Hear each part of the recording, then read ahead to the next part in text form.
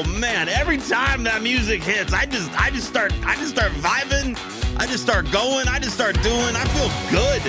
I feel good. I was shaking because of the caffeine, not because of the music. Right. Yeah. That's the only reason why. Yeah. I get it. Welcome into ZMB Live, everybody, on this Wednesday. Emotional damage. I don't know why that was emotional. Why was that? Are you reflecting on the poor performance of certain teams in the NFL? Yes. That might be why. It's when my buttons all start looking the exact same. I have so many. Here's what football did to me over the weekend is I now on my soundboard, I now have 2 pages full of commercial jingles.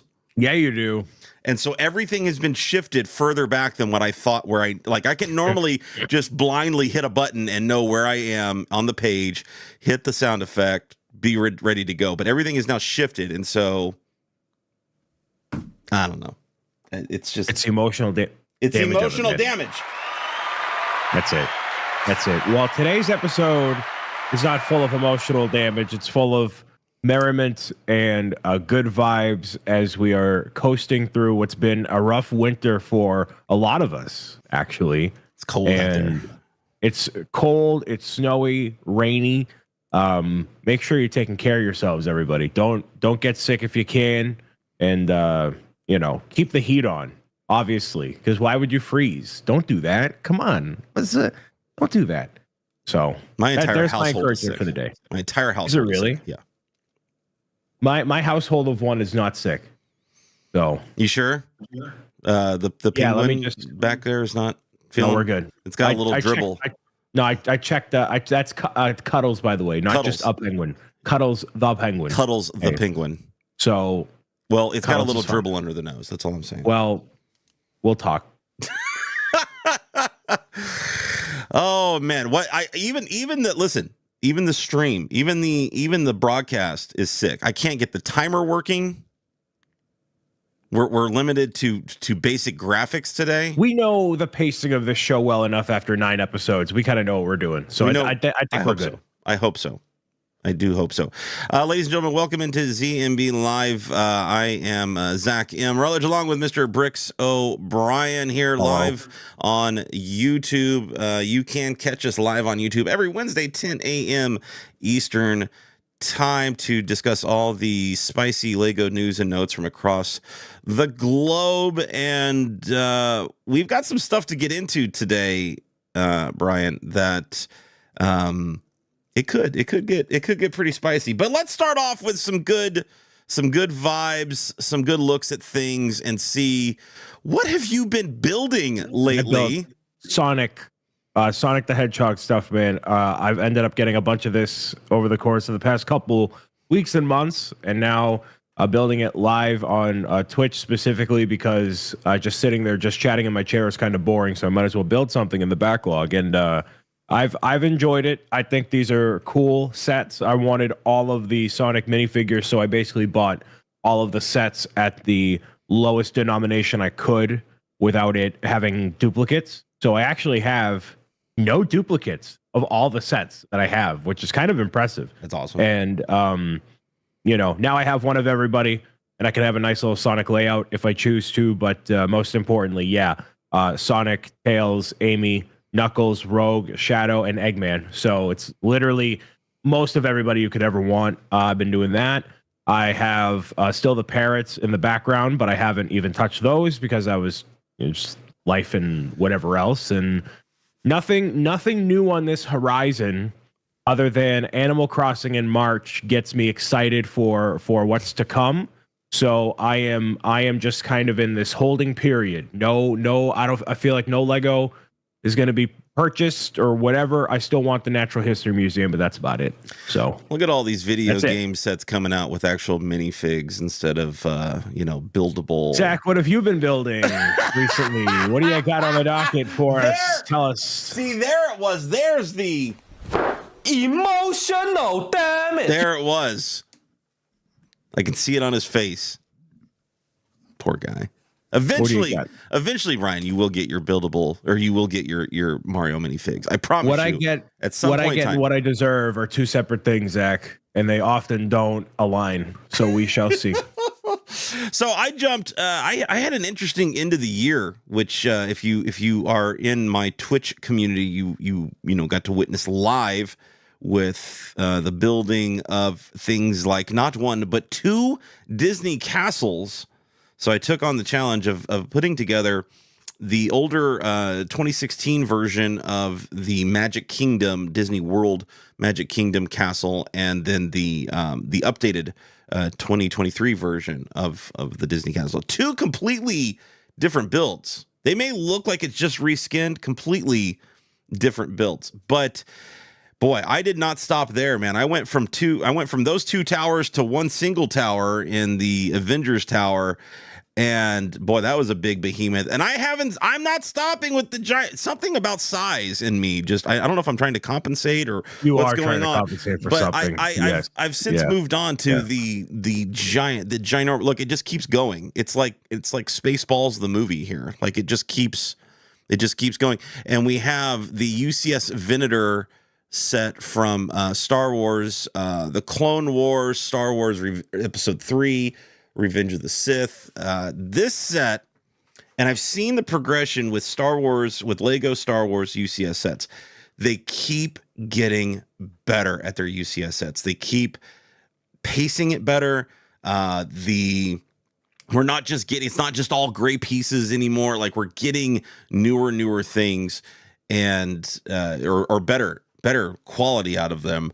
And I'm only 18 bags in out of 48. That's 19 bags. This is 19. Which just shows how much more we have left to go, right?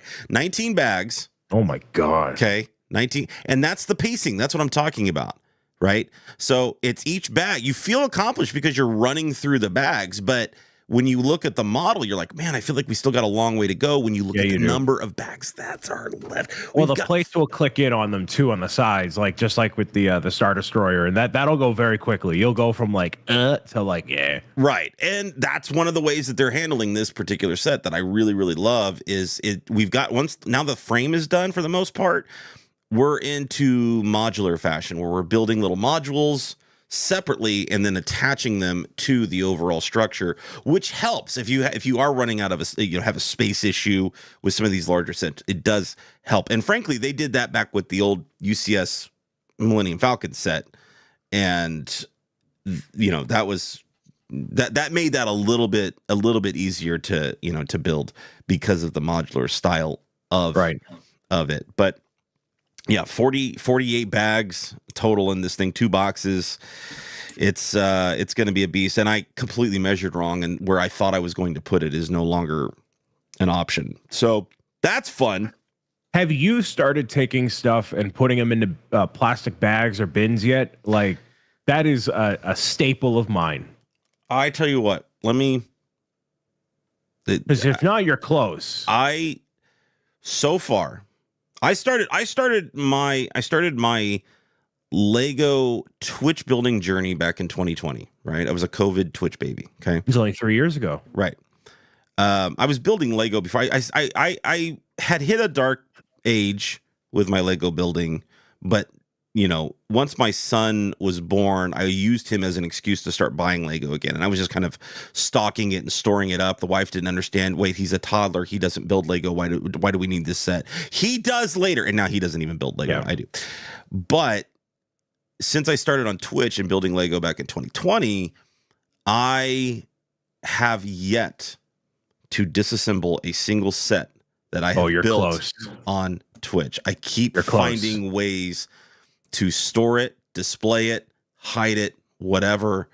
And every set that I build, I typically will do that ahead of time. And I will say, okay, I'm going to build this set. I'm going to figure out this is where it's going to go. And so this is the one set where I'm like, I screwed up. I don't know where I'm going to put it yet. And I gotta figure that out. Now, I think I might have an option, but I have to once again measure and see how it goes. But we'll yeah, I might be close. I might be, I think you are. You're gonna hit a point. This happens to everybody. I mean, I feel it happens to everybody. You're gonna have so much stuff, and it goes to a point where you have all this stuff lined up, one next to each other, or in the city, or whatever context, and then yes, it's a lot of stuff, but does it look good? Are you appreciating it for everything it is in one area? Sure. Is it getting overwhelming? So like what I'm going to be doing with my background here, this is still not done because I'm still settling as you do. And I'm going to make it more cohesive and more like an actual building skyline, which means some of the smaller stuff isn't going to be showcased back there, but it's going to be somewhere else around here, like whatever.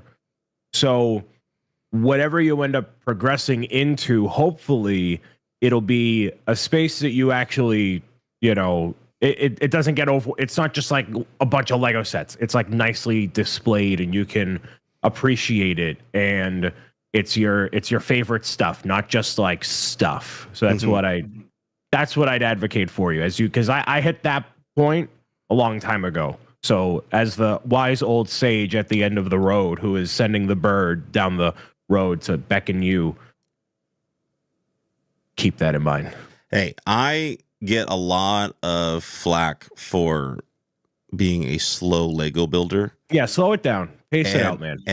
And y'all think I'm slow because I'm slow. I'm slow because I'm strategic.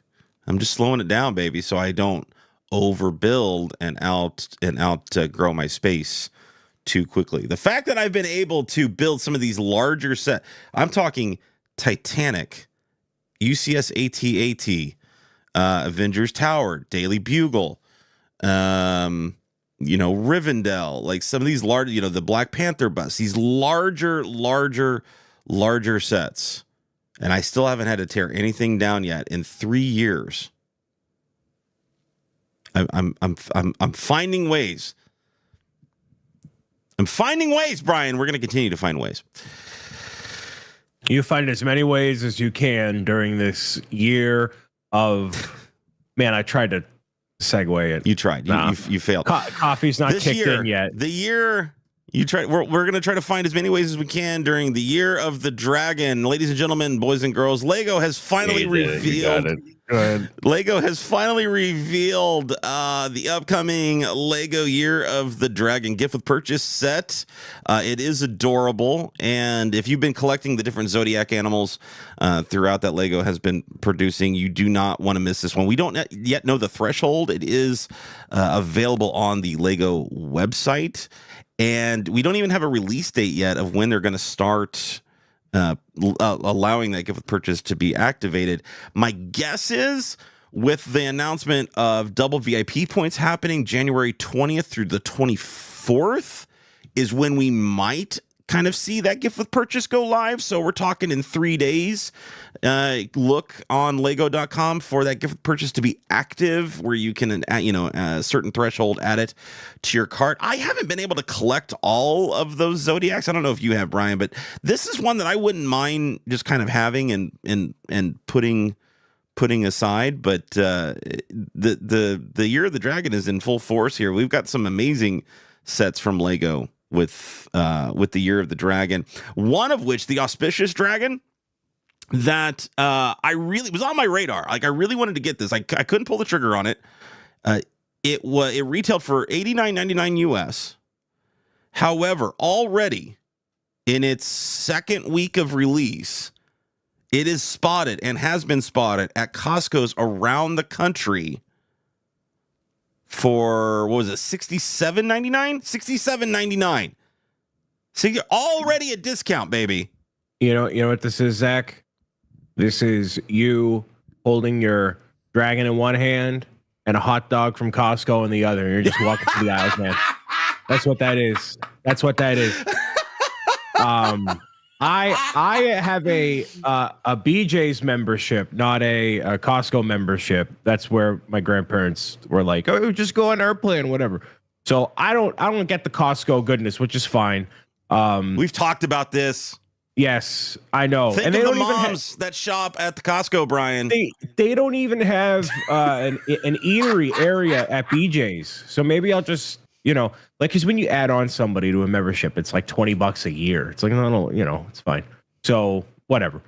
So all of the Lunar New Year stuff makes me very aggravated because there's so much love that's put into all of those sets, and price points are fairly reasonable for what you get, that dragon included.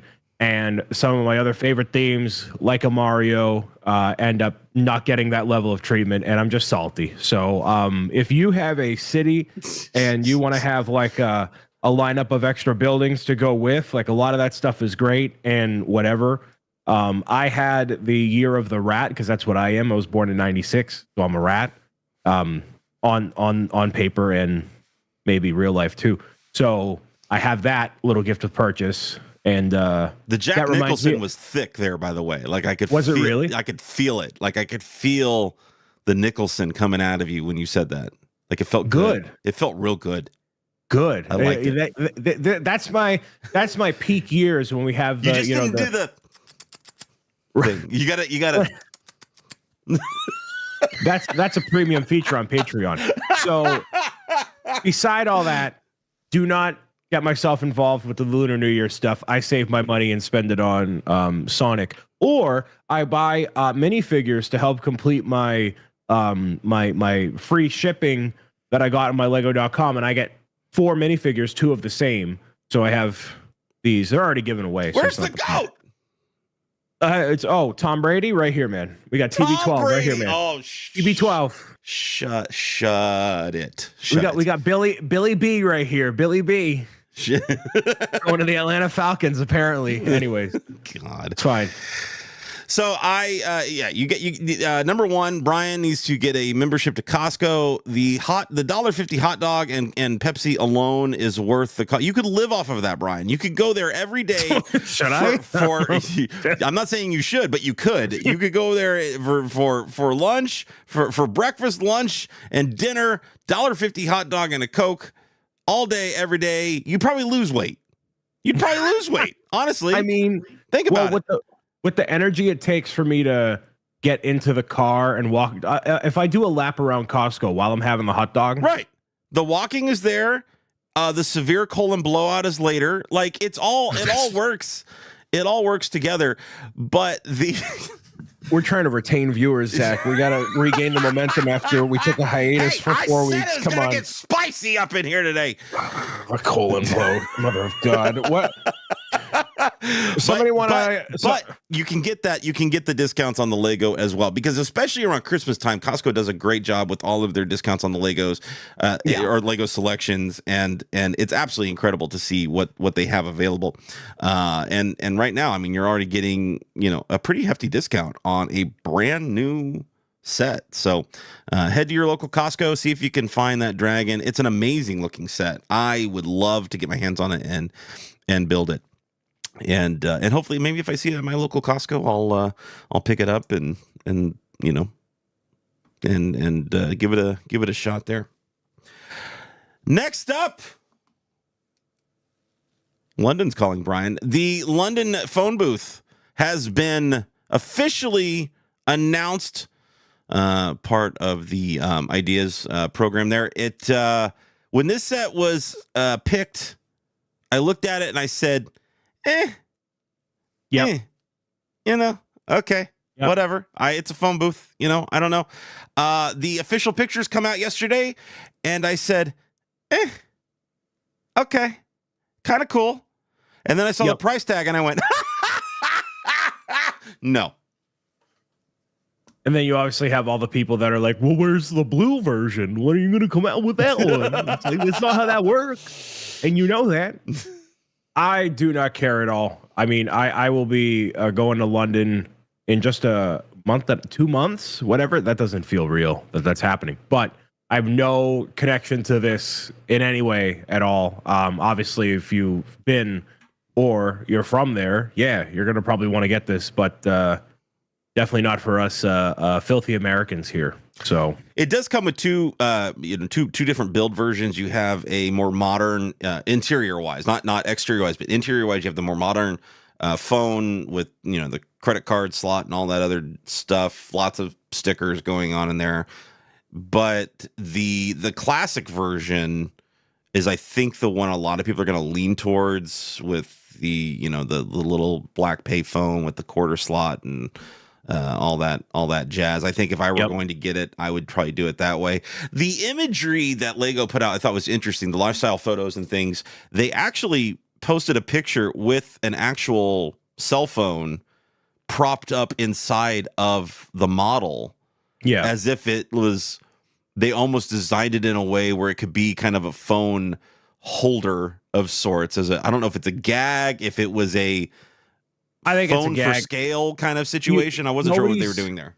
They're not going to use it for. No one's going to use it for a phone stand, because if the way that works, if there's any part of it that's blocking the screen, it just makes it not a viable product to use in that way. And obviously this does with the little flower pot and whatever. I think they're just doing it for the sake of it, and maybe they're like, oh, this is another selling, like maybe not even a selling feature. If it were part of the press release, like use this as a phone holder for your blah, blah, blah, blah, blah, then maybe that would be, and I'd call that out to be like, that's kind of dumb. No one's going to use it as a cell phone holder.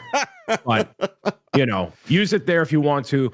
Now, there's been another application of this sort of thing where it worked really well in a way. A while ago, there was the modular for the theater, like the modular movie theater, and you could finagle it in a way where you could slot your phone in lieu of like the sticker screen that they included with it. Now that sort of thing is kind of cool, right? It's part of the gimmick, and it's not practical either, but you can do it. This one, no, and they don't really do stuff like that other than like where it's an actual photo frame, and that is the selling point, is to put a piece of tech in there.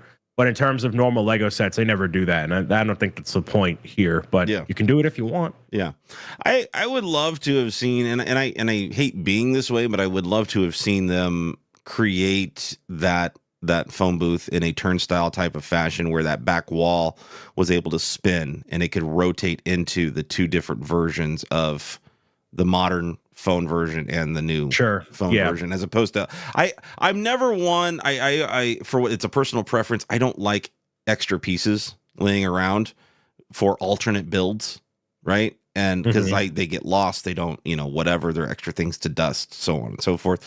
And so not having that ability for those to actually attach or be hidden away somewhere currently already in the model bugs me a little bit. Because I think if I were to get it, like I said, I would be the one that would go with the older version, right?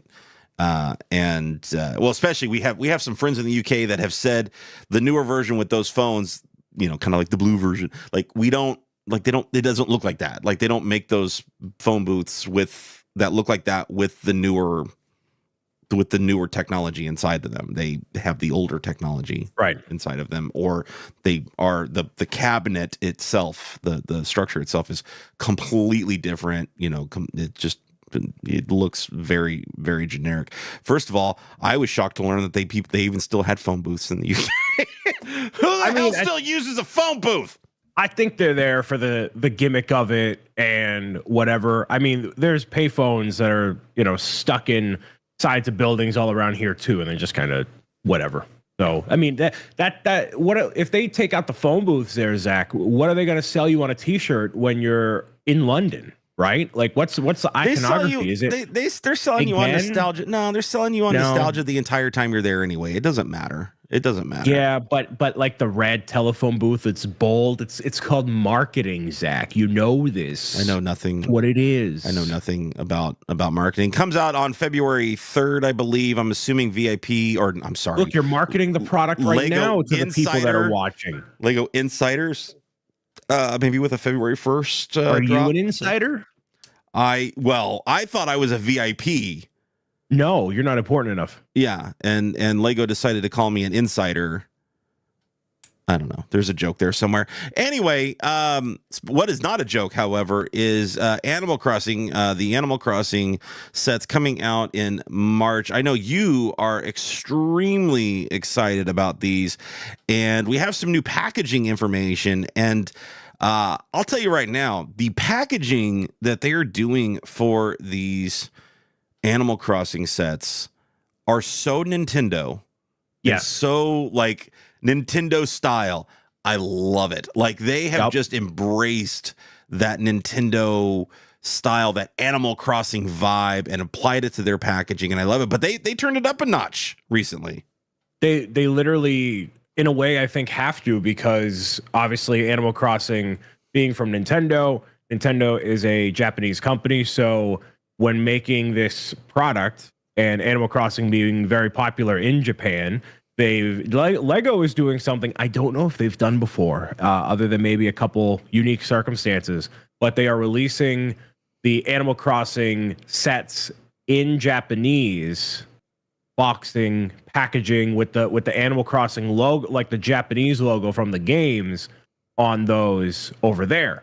So you won't be able to like get these in American stores. These are just for over in Japan. So it's all decked out in obviously in Japanese. And I wanted to bring it up mostly because it's obviously a news thing to bring up. But then what other circumstances could this apply to? Why is this happening for just Animal Crossing? Is it just because it's Nintendo? Is it because, I don't know. And that's it. It's insanely popular in Japan. I think that's it. I think you nailed it. I think it's the Nintendo brand, and that particular franchise. It's insanely popular in Japan. But I wonder why it wouldn't be for Mario, or potentially could it be for other things that come down the line, not just based on Japanese companies, but then, do we have German packaging for a brand that might be exclusively out of there, or something else? Like, why is it just this? Yeah. In particular. And it could have been a thought just now, though. Like they thought about it now, and maybe that shifts focus going down the road with more Nintendo side of. Sure. Unless there's some kind of legal reason why, which there might be, and you might know it. Like we just keep seeing more and more of these Nintendo brand things, including Sonic, that are coming out with buildable figures. We're going to see it with Fortnite when those eventually drop at some point in time. And I just think that, they're it almost feels like they're setting the stage for a potential rebrand when it comes to the way they handle some of their Nintendo products, like Animal Crossing. Maybe this then translates into a Mario rebrand where they can, bring in some of these different types of packaging, apply it a little bit more to that style of that brand. I don't know. I think these are adorable, and I think collectors here in the States and across the globe are going to go gaga over these and try to get their hands on them. That's the thing. Do diehard Lego people want to get box variants in different languages? 100%. I don't think that's been a thing. Like I don't know. Do they sell versions of the Lunar New Year sets in China in Chinese writing? Like, does that happen? Like, do we know if that happens? And does that make it more? I know like some features of the box are different because like there's no name, or I guess the part number. Like there's some of those parts are different, but I'm talking about the entirety of the box itself. Mm-hmm. Like, and does that make it more desirable to have a complete collection of one thing over another?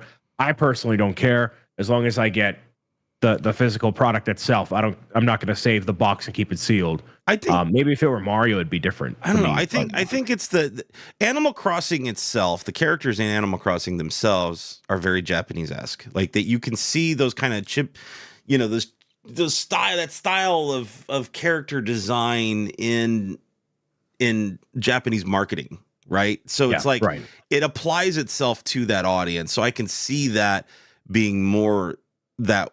It's that way because of that, right? Like it's the box style itself is that way already, and then you apply it to that Japanese style of marketing. It's a wild concept, and could a Mario translate into that? I don't know. I'm not 100% sure. Even though it is a Nintendo brand and that's across the globe kind of thing, I just don't. Animal Crossing itself seems to apply more to that audience as opposed to Mario even these days. You can look forward to paying an extra premium for your Japanese Animal Crossing boxes when they launch in March. So Yeah, look forward to it, and it leaves the room for other things too. Mario, I mean, I hope Zelda. I mean, if Lego wanted to get their heads out of the sand, they would have done it last year, but they didn't. So They're waiting for the movie. They're waiting for the movie. Or TV show. No. Is it a movie or TV show that they're doing? I can't remember. Movie, but also no, because Nintendo released the Mario movie this year, and Lego didn't acknowledge it at all. You don't think they learned from those though? Like you don't think? Because they got a lot of bad public feedback from that though. There were a lot of people screaming, saying, "Why did you do this?" They're a multi-billion-dollar company who knows very well ahead of time when X, Y, or Z is happening. And it doesn't take a plebeian like me to understand that, big movie release, big product company, big movie, big product, big company, same time, big money. Right. But it's not rocket science. But they do it sometimes. We've talked about this with not all the time. Not all. I said sometimes. They do it sometimes, like Ghostbusters. Why would they do that with that particular franchise, that particular film, right? They release sets with some of the new Star Wars series that come out. You get a ridiculous Andor set, whatever with that show, and of a ship that's like in the show for about 30 seconds, right? Ahsoka sets, things like that, right? Like they are making these conscious decisions to bring some stuff together, but then they completely miss the boat on a Fortnite, and they don't launch simultaneously a new line of Lego with the launch of Lego Fortnite. It's mind-boggling. Love to be a fly on the wall, or have a better understanding from a marketing perspective. Maybe there's some 4D chess play that neither of us know about, and we're just ignorant, to the big picture here. I don't know. Yeah, but obviously we're not in the know. No, and people that are in the know probably aren't even in the know either. But that brings us into actually being in the know, which actually technically neither of us are, Zach. We are, we know nothing. Like we're pretty savvy when it comes to getting a read on things, but we don't actually know anything. There are people that are closer to the Lego company in general as part of a ambassador network that is held by the company in a more official capacity, and it operates globally for blogs and content creators, and that's it. Blogs, that's it. Yeah. Lugs, those people too. Well, they kind of, yeah, whatever. But the most of what we're talking about here is the people that are a part of the ambassador network, and what that necessarily means for everybody else, and what that does actually for Lego. And what prompted this was a slide that I saw from shout out to Bubba Laveau, who forwarded it to me, from Ficken Bricks. That is what seems to be an official slide from Lego based on a presentation they held wherever they held it, whatever context. Now, this information could be real, it could be false, whatever, but that's not the point of what the discussion we're having today is. It goes kind of beyond this. But there are statistics for Lego fan media and the impact it has on what they're doing for the program. And so we obviously have friends and colleagues that are part of this. And so we are not here to tear it apart or diminish anybody or anything a part of it. But it's a topic of conversation. So with the fan media stats, there have been approximately, this is based on this slide, 32.8 years of fan media videos watched. I believe this is for 2023 exclusively. A total of 15,326,382 likes across all the fan media content, which is content creators, blogs, and anybody basically a part of this network here. Total of 285,816 comments, 6,329 Lego sets handed out to Ambassador Network members. And so 99 total fan media are part of this thing. So let's say that's probably just like straight up fan media, like creators and stuff. There was a little bit of conversation about what this actually means. And if you break it down, how many minutes of watch time is that versus how many days in the year and how much they're spending on marketing and blah, blah, blah, blah, blah, blah, blah. Zach and I, as individual entities or as ZMB Live Unfiltered, are not part of the Ambassador Network. I work with Beyond the Brick to do some early release content, but I have not signed a contract with Lego, nor have I with Beyond the Brick. I don't get paid by Beyond the Brick to do those reviews. So all these opinions and all this stuff are entirely our own in every way, shape, and form. But this brings up the whole topic of conversation that I wanted to bring to the table about the program. And is it worth it for Lego to keep doing this? Is it worth it for somebody to get into the Ambassador Net? What does it entail? What are the restrictions? What's the wiggle room that people who are in the program, what do they have based on what type of content they want to make? It's basically just busting open the can of worms. And I know you've talked about this a lot, Zach, on your personal Twitch channel, doing the thing. And some of the community is like, what is this? Or they don't really care. And same thing with my community, right? What is it? Do they even care? So succinctly, in one show here, what are your thoughts on all of this? Would you want to be part of it? Where do you stand? What do you, basically? The land conversation recently, for whatever reason, has, and maybe it's because these numbers came out, to land members and things, and depending on, the accuracy and whatnot, I'm not sure, because we're not a part of the Lego Ambassador Network. I'm not sure if Lego is presenting these numbers to land members saying good job, or we need to do better. Right. Right. What is the that's context? what I'm looking at, is going, okay, because there's a heck of a lot of content creators out there, major voices in the Lego community that are not in the Lego Ambassador Network, that are dominating these types of numbers, right? And they're either out there getting sets given to them from other land members, right? Because they still have a major voice, or they're acquiring them somehow, or they're waiting until they hit the market and then they're doing their reviews, and they're doing that kind of content creation stuff after the fact. The questions that I have with becoming part of, if someone becomes a part of the land, if someone is being asked by Lego to review sets, the things that I want to know from land members are, do you, number one, feel pressured in being as honest as you want to be with sets? Because that's the conversation that I've seen or heard from people that drop out of the land or are removed from land. One or the other, right? Is I couldn't be as open as I want to be. Now, as Brian pointed out, we have a lot of friends and colleagues that are in the land, and I feel, watching them, that they are giving their honest opinion about things, repercussions be darned, right? I've never felt like I was being sold by one of our friends or colleagues that are in the land on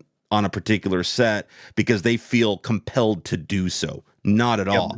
So I'm not sure where that idea is coming from, that, because I've heard this, that land members are, they're just puppets for the the Lego group, and they're just going to say what they want them to say. And I don't think that's the case, because I see honest opinions out of these amazing land members that we are associated with, that we have friends with, that we are, colleagues with.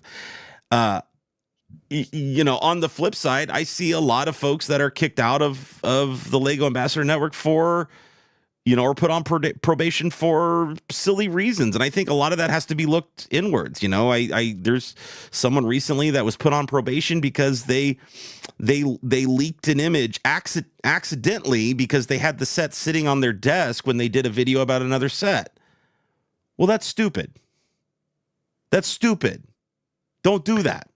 Don't have it near you when it's not supposed to be there. Like that's if it's not even a part of your thing. But don't blame Lego Group for putting you on probation. That's ridiculous. Are you talking about? I mean, we can go into a little bit of detail here. You're talking about the tower, right? Or you're talking about Rocket Raccoon with the tower. Yes, correct. So in that specific instance, I think it is an error on Lego's part that they had it like two separate entities on the same desk where Lego corporate doesn't know these have two different release dates. Obviously, the designers don't know. They don't care. The Avengers Tower is so old news for those people. They don't even care. Sure. They're on to the next stuff. Right. They're like, it's irrelevant. Right. And we're like, they don't care. So it should have been like, hey, we're gonna talk about this vertical and this vertical, not have them side by side. They're not even related. Like Right. when I saw people be like, oh, I can't show you this set because it's next to the Avengers Tower. I'm like, oh, is it like a whatever? This is a gerbil on a side. So why is it even there in the first place? But that's left hand, right hand talking, and Sure. that has always been the case. That's just corporate America or corporate Denmark in that case. Like Sure. that's just how it's going to be, and that is a side of it. I think not enough people in the network and outside of the network, or like just in general, don't value or just understand. Is like there are plenty of these situations where left brain, right brain, and the left hand and the right hand don't talk to each other because they just assume that something's going to go one way or another. And that's just that. And I am a fan of in life, not just in Lego, but the moment you start shifting accountability to anybody else besides yourself, you get yourself into some big trouble, man. Because you're just deflecting any responsibility you have on your platform and what you're about to other people and situations, and that's just not a healthy mindset in general. So I wouldn't even do that in the first place. Yes, you didn't look at the press release close enough or some miscommunication or whatever. You know, my apologies. We'll take that down. We'll rectify the situation, blah, blah, blah, blah, blah. Like, having any other opinion on it, I think is not good, but that's just me. So I understand that everybody has their own, like, perspectives, and the coffee's not hitting today. Perspectives and things on this, but the main point of the Ambassador Network is to have enough awareness across all these different people and communities, perspectives across the board, whether it be you have, 500 followers and you have a really laser focus on this thing, or you're just like, broad brush, trying to get as much of an audience share as possible. And so some of the conversation could be made like, hey, there's only this amount of watch time from all these creators and stuff. One channel can outdo all of that. That's not the point. The point is to have different perspectives and avenues that even that large creator or large entity is not touching. So that to me is the main focus of the Ambassador Network, is like you're having all of these people that are representative of the Lego community, not just one, but all of them, who are the main leaders or torch carriers among these people that can represent different segments of this Lego community. Mm-hmm. What do they bring to the table? What's their feedback? What's their whatever?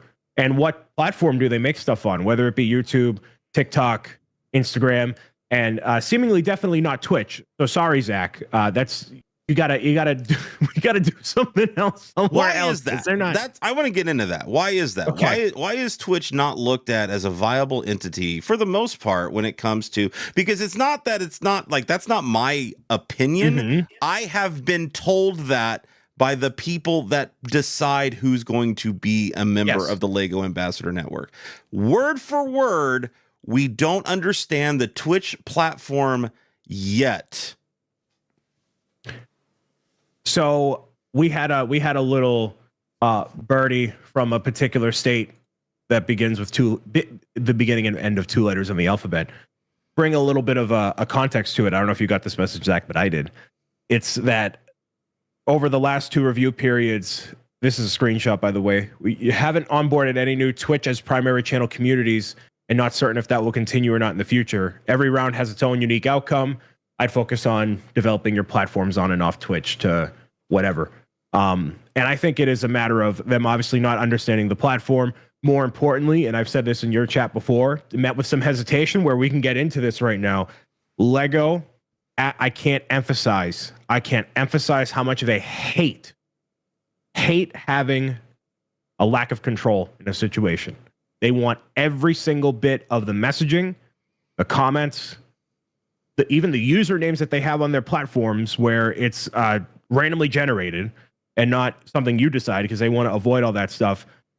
And a Twitch live stream that is not hosted on the Lego official channels, but even through an ambassador, all it takes is one hate raid or one string of messages or one off the cuff moment, and then all the messaging, it's a clip and it's out and it's done. Whereas if it's a YouTube piece, if it's a short form piece, they can, they could DMCA it if they want to, but they can just issue a takedown and then boom, it's done. Where live happens all in real time and they have no control. But your perspective on it being the opposite side of it is also correct, that it builds community in a way more personal way in real time, and is able to thrive in that way. So I see it from both sides, but I think them not having control over your messaging in a live environment that is not in Denmark, that is not within their studio, is very important to them, and they don't want to risk it. Once it hits the internet, this is why I'm pushing back on this. It's out into the world. It doesn't matter how quickly they issue that takedown order. It's been out there. It's for people to capture, for people to copy, for people to repost, republish, whatever. It doesn't matter if it's live or posted or not. The good thing is if you don't take it down, if you're not asked to or whatever, you can, like, comment wise, right, on YouTube or Instagram or what, you can control the messaging still. You can help, you can work with a Lego to control the messaging in the comments or anything like that, or remove stuff, turn things off, whatever. But once you remove it and you remove that source, then you're just opening up the floodgates for people that may have already captured that source to start pushing it out wherever they want, because you're no longer associated with it, right? So Twitch, a live streaming platform, whether you can live stream, we're live streaming on YouTube right now. Like, that's what we're doing. You can still live stream, and we've seen LAN members live stream new review content. What's the difference? Twitch. So this is actually an issue we've talked about when it comes to me, actually, that the main core audience of a if you had to, you don't necessarily want to do this, right? But you take your typical Twitch viewer. Who is that? Is it a business professional adult fan of Lego who is on there to learn more about Lego sets and be part of the community? No, it's probably a 20-something who is watching someone like an XQC or whoever. The target audience of Twitch, that tween, older, teenager, young 20s, that is maybe not something Lego maybe even cares about, or they don't feel is worthwhile to invest the money in, or I don't know. But if they're trying to target, adults who know how to use computers and whatever, Facebook, YouTube, it would even be X to an extent. I don't even think they're TikTok, just because of the numbers it's pulling in. But they want people that are already familiar with Lego and especially adult Lego fans. So by and large, right, there's Facebook groups that have tons of Lego community members in it. And I still get parents to this day that say, Brian, I enjoy your live show. And they don't say, I enjoy your Twitch stream. Like, people don't know what a Twitch stream is. Sure. They know what a live show is. Sure. And so I think that level of miscommunication, that lack of fundamental understanding with that casual audience is what hinders Lego understanding what Twitch is. Right. And progressing in that way. And again, these are all my opinion, your opinions, whatever.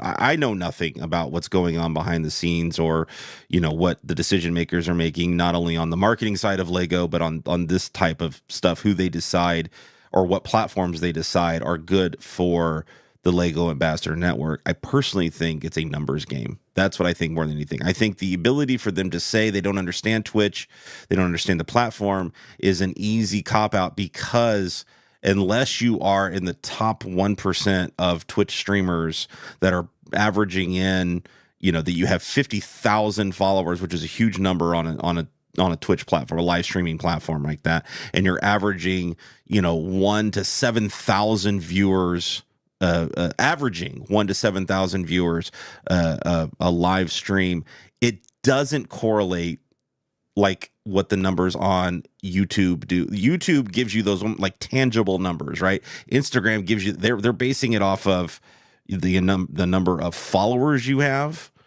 the number of subscribers you have, the number of likes you get, and those numbers on platforms like TikTok, on Instagram, and on YouTube are much easier to decipher than Twitch. My opinion, but that's the way I look at it.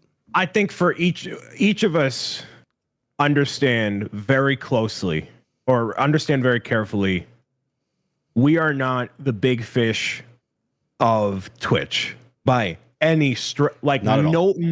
No primary Lego person. Let me make this publicly known. Not a single Lego primary creator is in like the top dogs of Twitch to begin with. Not at all. None of us. We are all level 0. Yeah, every you could take single one one of the us. biggest YouTube Lego content creators out there, put them on Twitch, and they're not even come close. Not even close. And obviously, all due respect in the world to someone like Jang, and Jang is amazing, and he's an amazing guy. So him coming over to here and having the like a main focus of Twitch being his thing, and having the YouTube following he does it's amazing. But even with the amount of watchers he has, audience and whatever, it doesn't translate to like top 1% of Twitch, or like, oh, actually, I stand corrected. We are top 1% of Twitch, but that's only because most people are like 0 to 5, right? But like we're talking like numbers that like Lego would be like over, right? Not even close. So that's tough to decipher.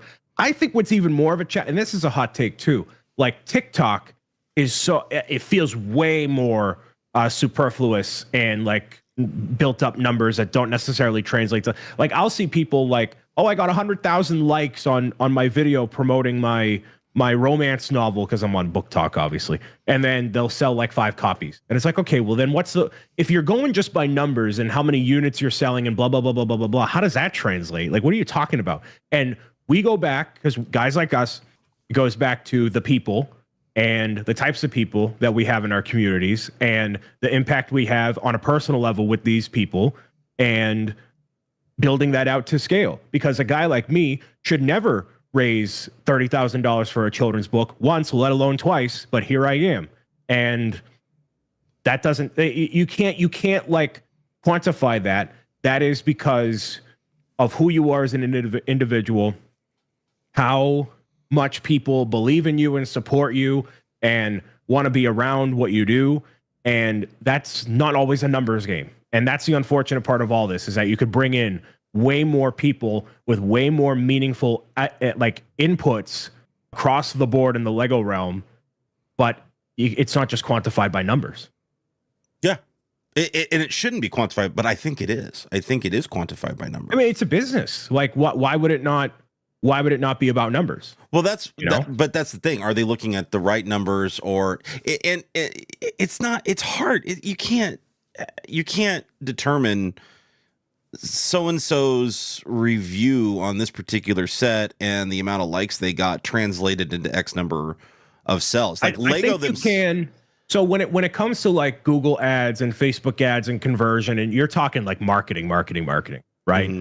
Like, I think the Ambassador Network as a whole is a unique avenue for Lego to advertise their products to people in a more personal way, because I promise you, them putting out their messaging on their platforms or throughout whatever advertisements they run are going to be way more profitable than anybody in the Ambassador Network ever will be, including like the top people in that platform, right? Because Lego has money to spend. They got millions of dollars in ad spend. So I think they do it because Lego as a company enjoys it, gets to bring in other people for different perspectives and, feature them in some social content and whatever. But I don't know. It's not a powerhouse avenue for them. to get the messaging out, in my opinion. That's what that brings me back full circle to what we said and started with was, are they looking at these numbers saying it's a good thing? Or are they saying they're presenting them as kind of a warning, like we're not going to be inviting anybody else because is the translation they're really doing. I mean, it's marketing for them, but the question is, are these people going to be producing Lego We're producing Lego content for free. I mean, we're not paid by Lego. We're paying. No. We are paying to produce Lego content, right? Because we love the product. We have fun with the product. And there are still a lot of content creators out there that are producing it because they love the product. You know, they're not producing it just because they want the clicks. There are people out there that will do that. But, you know, I would hope that the majority, I'd like to think the majority of those Lego fans out there are producing that content because they love the product. I mean, any of us that are out here are going to be doing it because we enjoy it. If we didn't enjoy it, if we just wanted to make a buck and get out of here, we'd be in like stocks or crypto and be toxic, awful people. But like we're suckers and we are good people, I guess. I mean, I'm being totally honest with you. Like if that's what we're about, you know, and everything in the Ambassador Network, you know, maybe not everything, but when you get a set for review, it's not paid. You have to make the content out of your own time, you know, carve it out for your own. Obviously, you're making money on the ad revenue and like whatever opportunities stem from it is all you. But Lego is not paying you to make that content. And so I get caught up. Like when I was doing stuff a lot of stuff in 2020, 2021 for Beyond the Brick, it was like, hey, do you want to be sent this and this and this and this? And I'm like, dude, this is a lot of stuff to do. Even like a bare minimum review to cut together the footage and, you know, I'm building it. And then obviously I can't share that with the world because it's embargoed. So I can't build it live. I can't, then I have to personally wait 2 weeks after it airs on Beyond the Brick to even do something of my own with it. And then by that point it's irrelevant because they announced set number 25836 and it's like, so it's just a cycle of that stuff over and over and over again. Yeah. Yeah.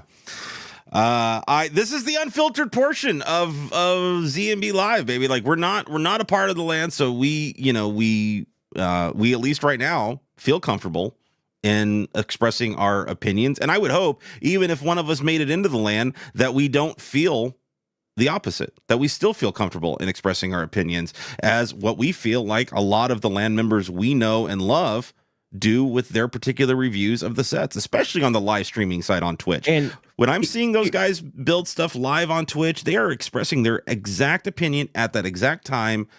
They're not holding back. And that's valid. That's truth right there. You're seeing it live. I heard an old expression a while back that years ago. And it was film lies, video doesn't, right? And that's what we're presenting to you. We're presenting to you live video that doesn't lie. You put it on film, you put it on YouTube, which is more film style and, you know, polish and whatever. That's edited. That gives opportunity for editing and things like that. That's when you start, you know, walking that line of how accurate are things. Now, don't get out there and complain just to complain. We got those people too. I hate that. I hate that. I don't want you out there complaining about Lego because it's the cool thing to do and you're jumping on that negative bandwagon. Don't do that. But, you know, if you have a genuine opinion about a particular set, even as a land member, we want to hear it. And I feel like the majority of them have been giving us that.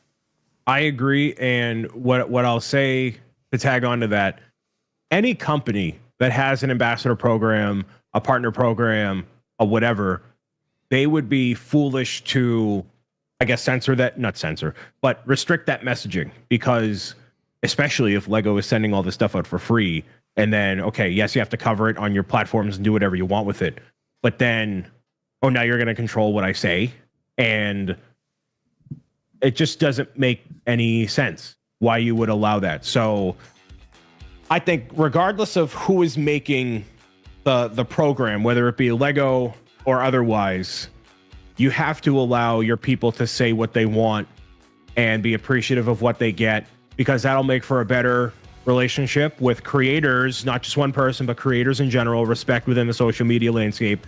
But then if you just treat your people right and with respect, you're gonna say nice things anyways. So like, just do that. And I think Lego does a decent job of that. I mean, I don't know, I'm not in it, but like, I've never been like, the land is stupid. And I mean, I've heard that, but like not out of like a genuinely awful thing that's happened, right? It's just politics. And if you want to wear your fancy wigs and whatever, go ahead, have fun. We're gonna be sitting here. I am controlling what Brian says. I'm playing him off the stage at this point because we are officially out of time. And yes, we are actually fairly in time because there is a 10-minute waiting period before the show starts. So we are only 30 seconds over at this point. Thank you very much, Mr. Bricks O'Brien, for an amazing, spicy conversation, especially on this Wednesday, 10 a.m. Eastern Times, over on YouTube for ZNB Live. Thank you so much for our audience being here. I appreciate you guys. And we will catch you guys next Wednesday,